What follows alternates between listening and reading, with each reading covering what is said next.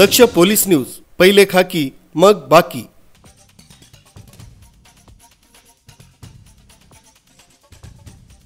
मनमाड, चांदवड, नांदगाव आणि येवला परिसराला रात्रभर पावसानं चांगलंच झोडपलं।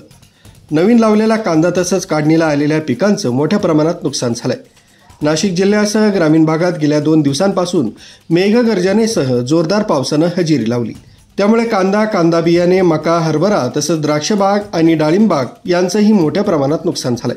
मनमाड, चांदवड, नांदगाव आणि येवला परिसरात शनिवारी रात्रभर मुसळधार पाऊस कोसळला। या भागातील नवीन कांदा लागवडीची क्षेत्र पाण्याखाली गेली आहेत। त्याचबरोबर काढणीस आलेल्या पिकांचं नुकसान झाल्यानं बळीराजावर पुन्हा संकट ओढवलंय। नुकसान झालं। आता कांद्याची 15-3 वारा झाला तेव्हा अतिवृष्टी झाली। अतिवृष्टीमध्ये त्याचं नव्हतं झालं, मका वाहून गेली, मका काढताना आली। त्याच्यानंतर आता त्याच्या वावर थोडंसं वाळलं, तयार करावं म्हणलं, तयार केलं। आता कांदे लागवड केली। कांदे लागवडमध्ये आज 2-3 दिवसापासून एवढा पाऊस चालू आहे, आम्हाला तर असं वाटतं 6 महिने झाले, 6 महिन्यापासून पाऊसच चालू आहे। आणि तो पाऊस इतका जाऊ राहिला, आता काल रात्रभर पाऊस चाललेला आहे।